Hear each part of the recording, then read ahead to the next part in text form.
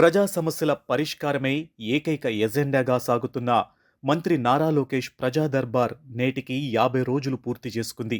కష్టం ఏదైనా మీ వెంట నేనున్నాను అంటూ ప్రజా దర్బార్ తలుపు తట్టిన వారికి అండగా నిలుస్తుంది.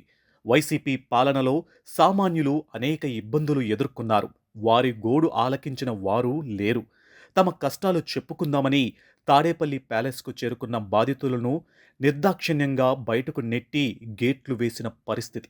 అప్రజాస్వామిక పాలనను అంతమొందించాలని ప్రజలు సంకల్పించారు. దీంతో భారీ మెజార్టీతో అధికారంలోకి వచ్చిన కూటమి ప్రభుత్వం సామాన్యులకు అండగా నిలుస్తుంది. వారి కష్టాలను విని పరిష్కరించేందుకు లోకేష్ పదవీ బాధ్యతలు చేపట్టిన మూడో రోజు నుంచే ఉండవల్లిలోని తన నివాసంలో ప్రజా దర్బార్ చేపట్టి భరోసా ఇచ్చారు. ప్రజలతో మమేకమవుతూ తొలి అడుగులోనే సంచలనం సృష్టించారు. ఇప్పటివరకు 50 ప్రజా దర్బార్లు నిర్వహించి బాధితుల కన్నీరును తుడిచారు. ప్రజా దర్బారులో వచ్చిన విజ్ఞప్తుల్లో 75% పరిష్కారం అవ్వబడ్డాయి. గతంలో పలువురు ప్రజా ప్రతినిధులు నిర్వహించిన ప్రజా దర్బార్లకు విభిన్నంగా మంత్రి నారా లోకేష్ ప్రజా దర్బార్ కొనసాగుతుంది. ప్రజా దర్బార్లో వచ్చిన విజ్ఞప్తుల్లో ఇప్పటివరకు 75% సమస్యలకు పరిష్కారం చూపారు. ప్రజల నుంచి మొత్తం 5,810 విజ్ఞప్తులు అందగా అందులో 4,400 అర్జీలను పరిష్కరించారు. 1,410 విజ్ఞప్తులను పెండింగ్లో ఉన్నాయి. సమస్యల్లో దాదాపు 50% వరకు రెవెన్యూ, హోంశాఖకు సంబంధించినవే.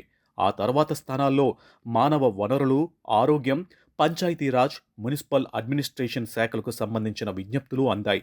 భూ వివాదాలకు సంబంధించి 1,585 విజ్ఞప్తులు అందగా అందులో 1,170 సమస్యలను పరిష్కరించారు. 415 అర్జీలు పెండింగ్లో ఉన్నాయి.